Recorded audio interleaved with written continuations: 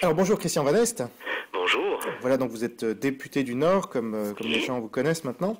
Et alors, ce matin, on va parler du fichier des gens honnêtes. Alors, les gens oui. ne le savent peut-être pas, mais il y a eu une création d'un fichier de 45 à 60 millions de gens honnêtes, hein, c'est comme ça qu'il a été appelé, et qui a été définitivement validé le 1er février à l'Assemblée nationale, dans un hémicycle ne comportant qu'une dizaine de députés a priori. Est-ce que vous y étiez et comment cela s'est-il passé?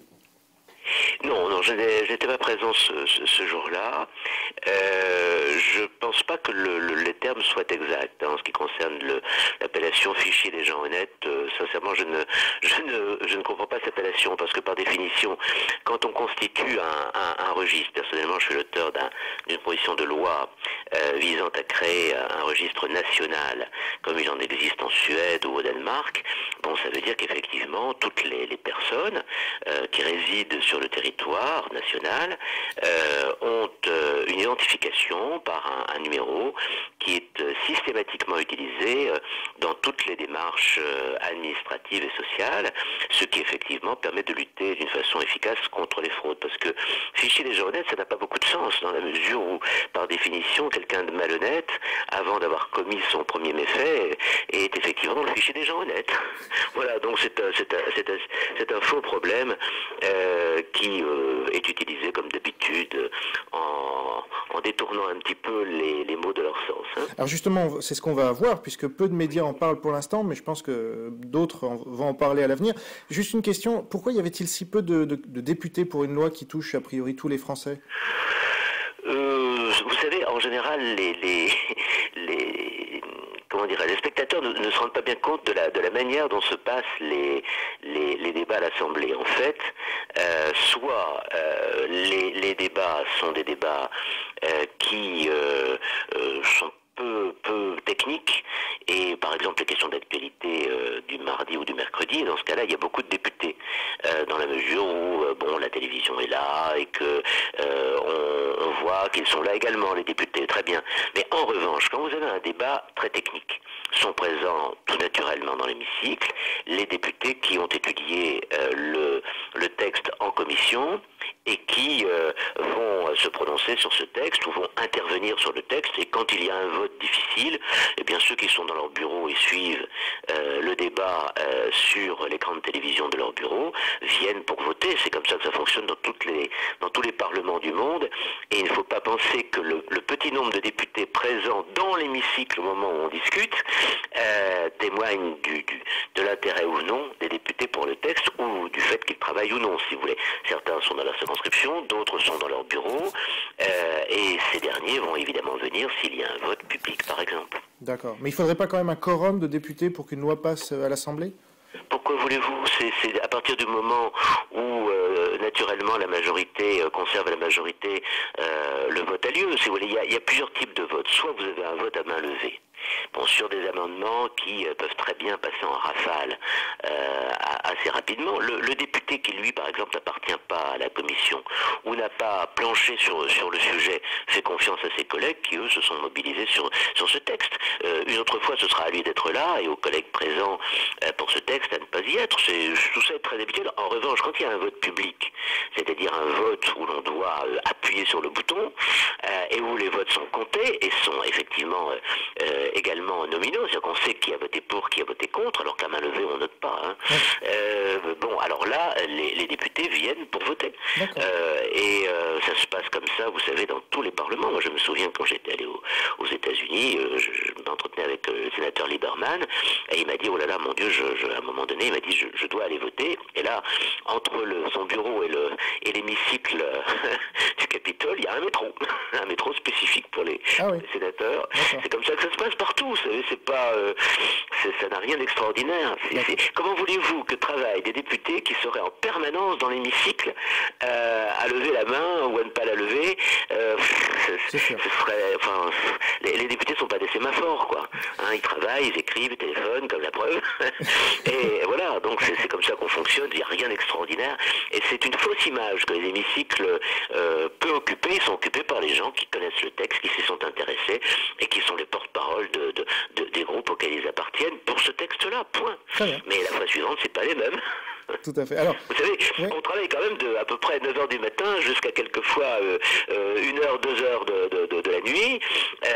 Vous pouvez pas imaginer que des gens normaux puissent être là du matin jusque dans la nuit, surtout pour ne pas faire grand-chose, quoi, pour écouter. Et là, il est 8h30 en plus, donc c'est un peu plus tôt. En fait. Alors, revenons au fichier, si vous voulez bien. Mercredi, il n'y en a pas de séance, parce que c'est le Conseil des ministres. D'accord. Alors, revenons au fichier, parce que le journaliste Jean-Marc Manac, qui écrit notamment dans le site OVNI, que vous connaissez peut-être, qui est en pointe sur le sujet, il affirme que cette loi vise officiellement à lutter contre l'usurpation d'identité, comme vous l'avez dit, mais qu'elle permettra concrètement de ficher les noms, prénoms, adresses, taille et couleur des yeux, empreintes digitales et photographies de tous les détenteurs de cartes d'identité. Alors, ça ressemble un peu à Big Brother, quand même. Alors, c'est totalement inexact, si vous voulez, parce que, à l'origine, lorsque ce texte a été voté, effectivement, c'était le texte initial d'usurpation d'identité. Ce texte a connu un chemin particulièrement difficile. Aujourd'hui, nous n'en sommes plus là. Autrement dit, ce concept inventé de fichier des honnêtes gens qui est inventé par la gauche, qui est encore une fois un détournement de vocabulaire, ne correspond plus à la réalité aujourd'hui, puisqu'effectivement, à la suite des avis du Conseil d'État et de la CNIL, il y a eu une modification du texte relative par l'Assemblée, quasiment totale par le Sénat, et comme le Sénat est passé à gauche, aujourd'hui nous nous trouvons dans un cas assez inhabituel où, je vais être un peu technique, où le texte déjà amoindri par la majorité actuelle de l'Assemblée, a été retoqué au Sénat, qui a voté de force un texte de commission mixte paritaire. Alors là, s'appuyant sur le texte du Sénat, c'est-à-dire un texte très en deçà du texte initial auquel vous faisiez allusion au début de notre entretien, et l'Assemblée a voté contre le texte de la CMP, le texte est revenu sous la forme de l'Assemblée nationale la semaine dernière, c'est-à-dire sous la forme atténuée déjà. Revenir à l'Assemblée, c'est un texte qui aura été étudié donc 6 ou 7 fois, si vous voulez, hein, ce qui est tout à fait rare. Hein. D'accord. Alors je rappelle, si vous voulez, les éléments pour que ce soit bien clair. Ce que vous avez dit sur l'idée d'un fichier de référence, comme il en existe, mais mon Dieu, dans des vieilles démocraties comme la Suède, le Danemark, la Belgique, etc., ce qui ne pose pas de problème particulier. Avec effectivement la possibilité donc d'en faire découler des cartes d'identité biométriques donnant un certain nombre d'indications ne permettant pas l'usurpation d'identité, la confusion entre les identités, donc protégeant la liberté essentielle des personnes à qui on vole leur identité, qui se trouvent empêchées de se marier, de se déplacer, d'avoir des comptes en banque, etc., etc. Il fallait donc protéger cette liberté-là, qui est une liberté fondamentale, et on avait instauré donc un certain nombre de mesures, comme par exemple, je pense, ça devait être 8 empreintes digitales, ça devait être effectivement la reconnaissance faciale, etc. Tout ceci a été retiré par l'Assemblée après les avis de la CNIL et du Conseil d'État, et pour justement trouver un accord avec le Sénat. Le problème, c'était quoi? C'était le problème de l'identification numérique de l'auteur de la fraude, c'est-à-dire de celui qui s'empare de l'identité d'un autre pour, par exemple, faire des dépenses qui amènent cet autre, le véritable propriétaire du compte en banque, par exemple, à se voir interdit bancaire, alors que lui n'a rien fait. Bon. Oui. Donc, si vous voulez, cette dérive malheureuse doit évidemment être décelée, mais l'auteur doit également être identifié et puni. Et il y a deux façons de procéder. Il y a ce qu'on appelle le lien fort qui permet d'identifier l'auteur de la fraude, et il y a le lien faible qui ne permet que de dégager une centaine de possibilités, ce qui demanderait évidemment à la police de s'atteler à une tâche énorme, lui demandant beaucoup de temps pour identifier vraiment celui qui dans les 100 serait le véritable fraudeur. Et le débat a essentiellement tourné autour de ça. L'Assemblée nationale, qui avait reculé sur un certain nombre de sujets pour se plier aux exigences, à mon avis excessives, de la CNIL et du Conseil d'État, maintenait néanmoins le lien fort, tout simplement parce qu'elle estime à juste titre, l'Assemblée, qu'il faut pouvoir identifier le fraudeur. Et moi j'en ai tiré la conclusion que manifestement la gauche et la gauche majoritaire au Sénat et la gauche d'opposition à l'Assemblée cherchaient essentiellement à protéger la liberté du fraudeur, la liberté du délinquant. Et c'est ça, c'est absolument scandaleux. Alors concrètement, est-ce qu'aujourd'hui ça fonctionne, la version du texte récente, la plus récente? Ah non, c'est pas encore voté. C'est pas encore voté, mais... Non, je vous dis, on est encore... ça doit encore... Pour l'instant, on a revoté à l'Assemblée la semaine dernière, je suis encore intervenu. Ouais. Moi, je pensais d'ailleurs que c'était la dernière fois. Mais c'est tellement inouï que je ne m'étais pas rendu compte qu'ensuite, il faudrait que ça repasse au Sénat, qui va évidemment encore une fois vouloir en revenir aux liens faibles, c'est-à-dire vouloir encore une fois complètement émasculer ce texte, au profit des fraudeurs et au détriment des personnes à qui on usurpe l'identité. Bon, et ça va revenir enfin à l'Assemblée qui décidera en dernière analyse. Mais vous voyez, on a passé un temps fou. C'est ça qui vous explique que tous les députés ne sont pas là. Parce que vous vous rendez compte le temps que l'on passe sur un texte et uniquement sur 2 ou 3 points, pas plus. Mais alors précisément... Il n'y a que l'article 5 qui de la loi initiale qui est en jeu. Non, avec ce problème du lien fort et du lien faible. D'accord. Parce que précisément, est-ce que ça fonctionne comme les adresses, vous savez, Internet, si le premier qui la dépose en est propriétaire? Par exemple, si je dépose, moi, Christian Van Est, hop, je vais pouvoir avoir votre identité, avant que vous n'ayez le temps de le faire. Évidemment pas, dans la mesure où un tel fichier, un tel registre, moi je n'aime pas le mot fichier, c'est un registre, un tel registre est évidemment un registre officiel, national, parfaitement protégé par la justice. D'ailleurs, la seule protection d'un tel registre auquel je suis parfaitement favorable, c'est qu'effectivement c'est un registre qui ne peut en aucun cas être utilisé par des personnes privées et qui est parfaitement protégé par la justice. On est arrivé à ce paradoxe que en raison de l'hostilité de la CNIL pour les croisements de fichiers, on se demande pourquoi d'ailleurs, parce que ça existe dans de nombreux pays, voilà que la justice ne pourra pas utiliser les données de ce fameux registre pour des enquêtes. Elle ne pourra le faire que s'il s'agit d'un problème lié justement à l'usurpation d'identité. Enfin, c'est absurde. Pourquoi voulez-vous que la justice ne puisse pas utiliser ce fichier des prétendus honnêtes gens pour découvrir des violeurs, des voleurs, des escrocs, etc. C'est hallucinant ce débat. Ben, peut-être parce que ça pose des questions je le pose pas. Alors nous, on est dans une situation qui est particulièrement curieuse dans la mesure où on protège les gens malhonnêtes sous prétexte de défendre les libertés publiques. Je me demande ce que c'est que la liberté publique de faire le mal, ça c'est un premier point. Et deuxièmement, on est très en deçà des peines qui sont pratiquées dans les pays les plus libéraux, ceux qui justement ne veulent pas de fichiers. En général, les pays qui ne veulent pas de fichiers, en revanche, ont des peines terribles pour les usurpateurs. Par exemple, au Canada ou en Grande-Bretagne, ou au Royaume-Uni plutôt, où on est dans un contexte idéologique très libéral, on n'aime pas les fichiers, contrairement aux pays scandinaves. Mais qu'est-ce qu'on fait? Eh bien là, c'est 10 ans de prison.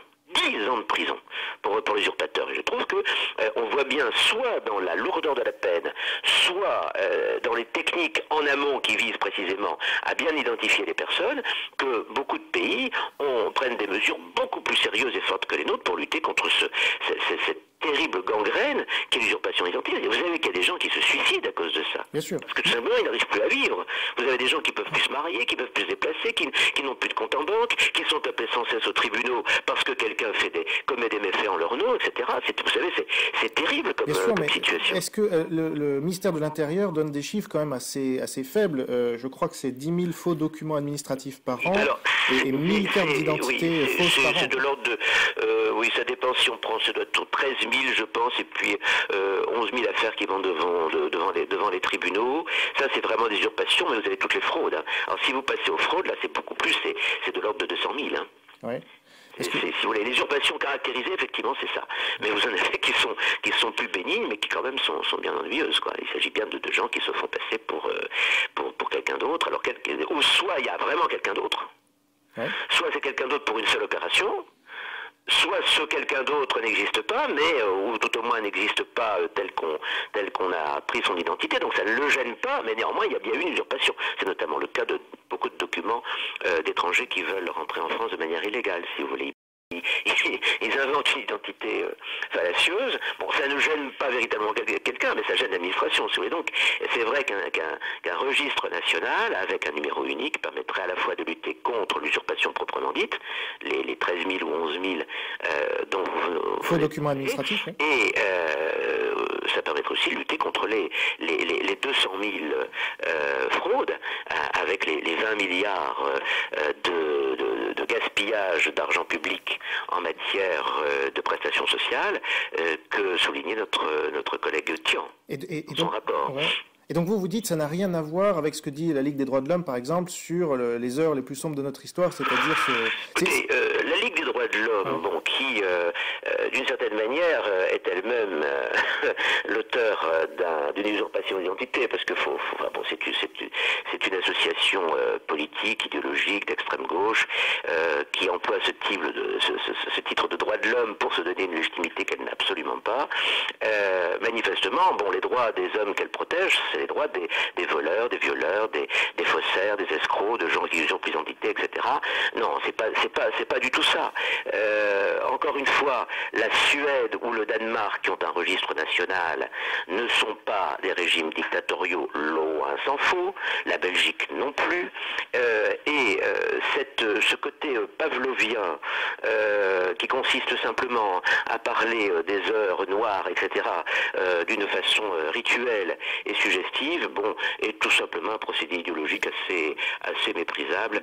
Manifestement, ça n'a rien à voir. Une démocratie telle que la nôtre a le droit de se défendre contre les malfaisants, et le fait de vouloir protéger les malfaisants n'est pas particulièrement un signe de respect des droits de l'homme, parce que je rappelle que les droits de l'homme, c'est quand même avant tout, comme le disait Montesquieu, et c'est inscrit dans notre texte fondamental, vous savez, la première des libertés chez un citoyen, c'est le sentiment qu'il a de sa sûreté. Et lorsqu'on protège le bon citoyen contre le mal, contre l'usurpation d'identité, on défend un droit fondamental de l'homme, de la même façon que lorsqu'on défend la propriété, c'est un des autres droits fondamentaux de l'homme. Je pense que la Ligue des droits de l'homme ferait bien de relire notre déclaration des droits de l'homme, ou bien celle de la Convention européenne, ou bien celle des Nations Unies, et il verrait qu'ils sont très très éloignés du respect des droits fondamentaux, dont je rappelle qu'ils sont la liberté, la sûreté, la propriété et la résistance à l'oppression.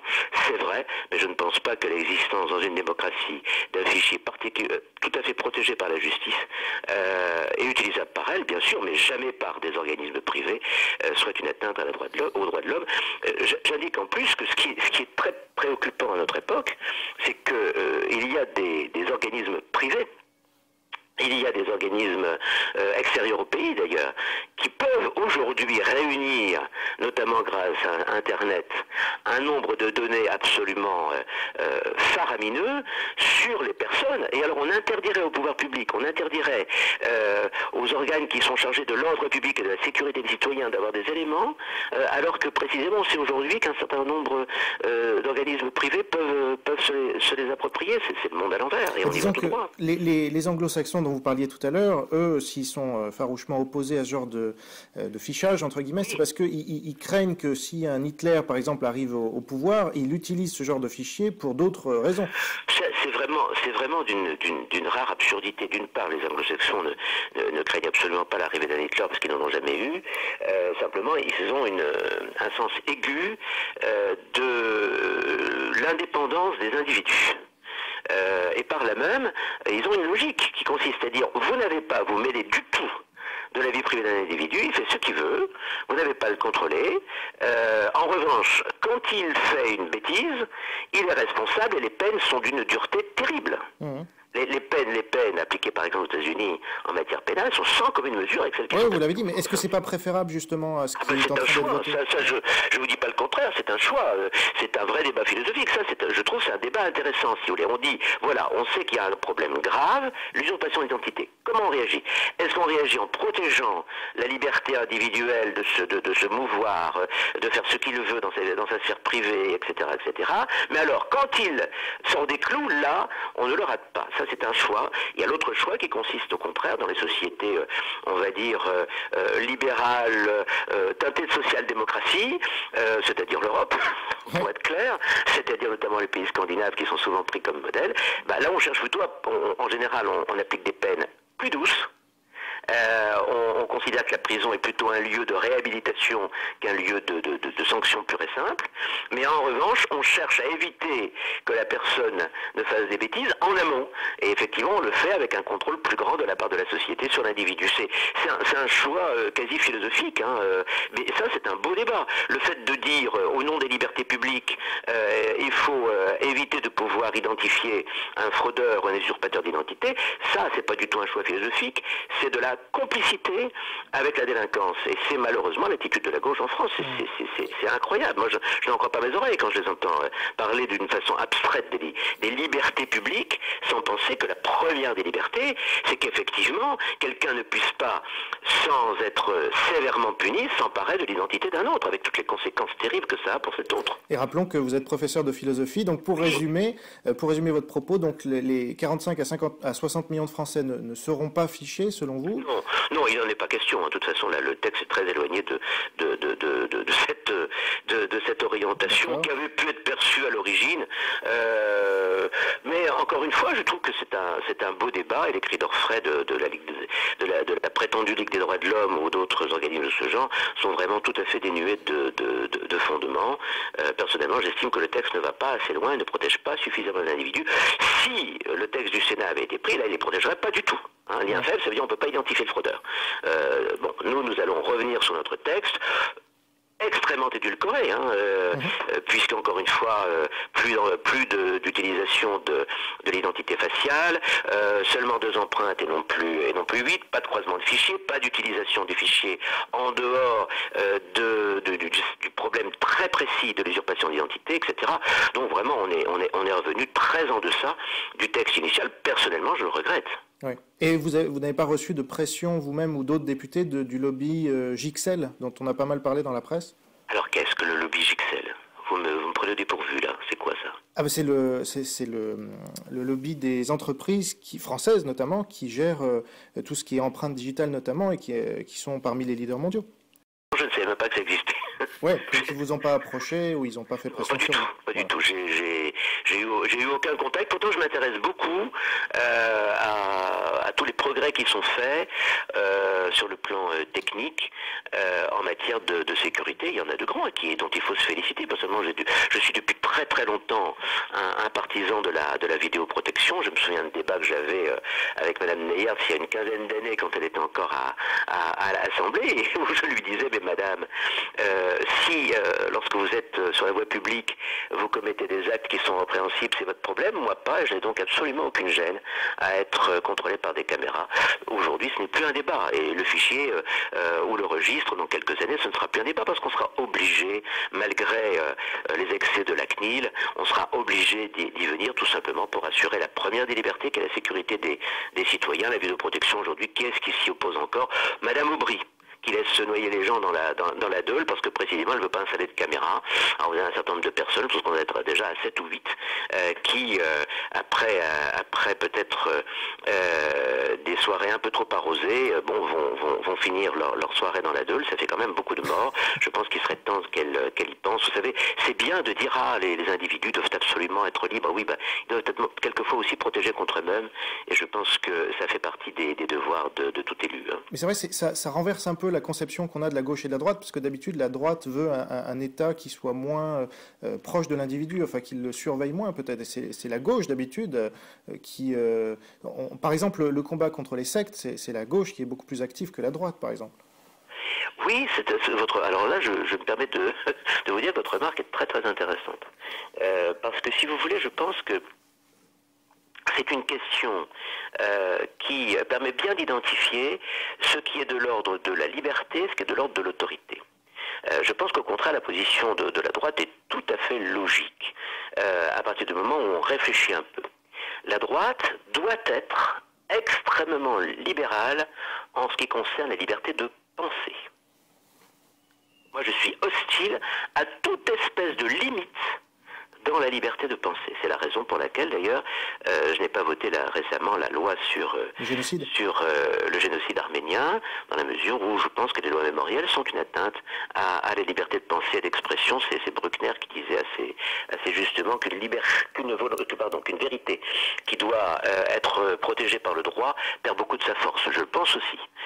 Donc, en matière de liberté de penser, la droite est très libérale. En revanche, la droite est aussi très ferme en ce qui concerne les obligations de l'État, les obligations régaliennes de l'État, c'est-à-dire l'exercice de son autorité, et par là même la protection des individus.